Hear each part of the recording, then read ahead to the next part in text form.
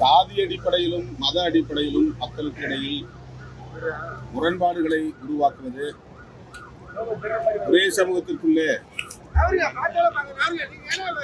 மோதல்களை போன்ற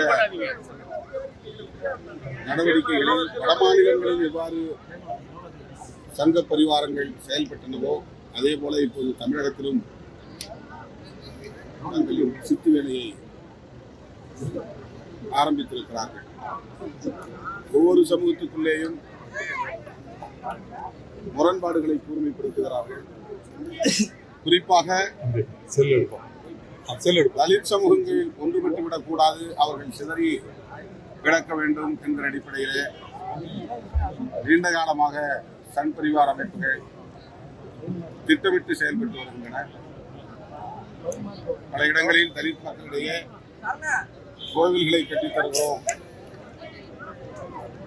இதர கட்டமைப்பு வசதிகளை, கல்வி உதவித்தொகை போன்றவற்றை செய்கிறோம் என்றெல்லாம் ஊடுருவி குழப்பங்களை ஏற்படுத்தி வருகிறார்கள்.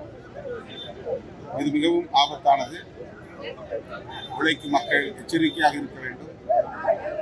உங்களின் கடவுள் நம்பிக்கை, மத நம்பிக்கை ஆகியவற்றை தங்களுக்கான அரசியல் ஆதாயம் தேடும் களமாக பயன்படுத்திக் கொள்கிறார்கள்.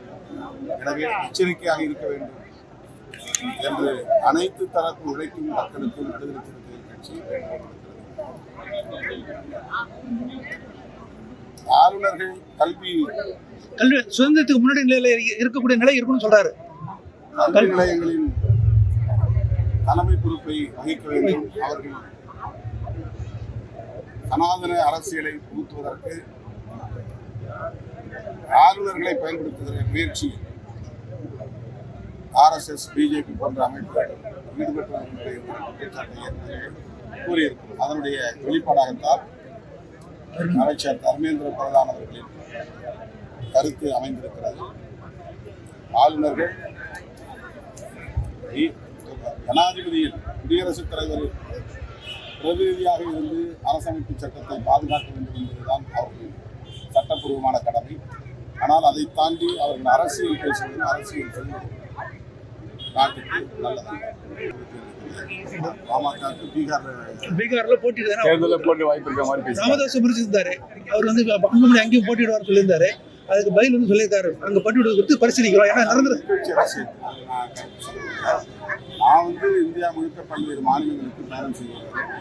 ஏற்கனவே குஜராத், டெல்லி, உத்தரப்பிரதேசம் ஆகிய மாநிலங்களில் அம்பேத்கர் இயக்க தலைவர்களை மட்டுமல்லாமல் இஸ்லாமியர்கள் உள்ளிட்ட சிறுபான்மை சமூகத்தினரை சார்ந்த தலைவர்களையும் சந்தித்து, கட்சி சார்பற்ற அமைப்புகளின் தலைவர்களையும் சந்தித்து உரையாடி இருக்கிறேன்.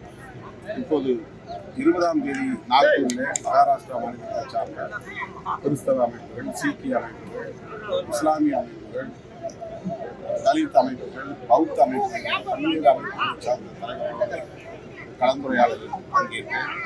அடுத்து பீகாரில் அதற்கான ஏற்பாடு நடத்துகிறது. ஆக அகில இந்திய அளவில் அம்பேத்கர், பெரியார், மார்க்சிய சிந்தனையாளர்களை ஒருங்கிணைக்கிற முயற்சியில் நாம் ஈடுபட்டுள்ளோம். ஒரே நாடு ஒரே தேசம் ஆய்வினுடைய குழுத்தலைவர் ராம்நாத் கோயங்க ராம்நாத் சொல்லியிருக்காரு சார். இந்த மாதிரி ஒரே கனவு, ஒரே நாடு ஒரே கனவு, இது மக்களின் ஒரு ஒட்டுமொத்த கூட்டு முயற்சி தான் இதுன்னு சொல்லியிருக்காரு. அதை பற்றி உங்களுடைய அவங்க BJP, RSS அந்த பாசறையில் வாழ்ந்தவர்கள் ஒரே நாடு ஒரே கனவு என்று சொல்வது இந்திய அரசமைப்பு சட்டத்திற்கு எதிராக ஒரு தேசத்தை கட்டமைக்க வேண்டும். கோல்வாக்கரின் கனவுதான் அவர்கள் விரும்புகிற ஒரே கனவு. கோல்வாக்கர் இந்த தேசத்தில் இந்துக்களை தவிர வேறு யாரும் இங்கே அதிகாரத்திற்கு வரக்கூடாது, சுதந்திரமாக வாழக்கூடாது என்று சொல்லுகிற ஒரு கனவு தான் அவர்களுடைய கனவு. இந்த தேசத்தின் பெயரை மாற்ற வேண்டும், மதச்சார்பின்மை என்ற மகத்தான கோட்பாட்டை சிதைக்க வேண்டும் என்பதுதான் கோல்வாக்கரின் கனவு. அதுதான் RSS பாசறையின் பயிற்சி பெற்றவர்கள் சொல்லுகிற ஒரே தேசம் ஒரே கனவு. சார், இந்த EPS வந்து திமுக கூட்டணியில் வந்து பிளவு வந்திருக்குன்னு சொல்லியிருக்கிறார் சார். அதனால EPS அது அவருடைய விருப்பம், அவ்வளவுதான். ஆனால் திமுக கூட்டணியில் அப்படி எந்த சிக்கலும் இல்லை, கட்டுக்கோப்பாக இருக்கிறது. தமிழ்நாட்டில் இன்றைய நிமிடம் வரையில் ஒரே அணிதான் இருக்கிறாங்க. திமுக தலைமையிலான அரசாங்கத்தில் செய்திகளை உடனுக்குடன் தெரிந்து கொள்ள கீழ்க்கண்ட கேபிள் மற்றும் டிடிஹெச் நெட்வொர்க்குகளில் எம் நாடு செய்தி தொலைக்காட்சியை காணுங்கள். பாதகம் செய்பவரை கண்டால் நாம் பயம் கொள்ளலாகாது பாப்பா. மோதி மிதித்து விடு பாப்பா, அவர் முகத்தில் உமிழ்ந்து விடு பாப்பா. அண்மை செய்திகளை உடனுக்குடன் தெரிந்து கொள்ள இணைந்திருங்கள் எம் நாடு தொலைக்காட்சியுடன்.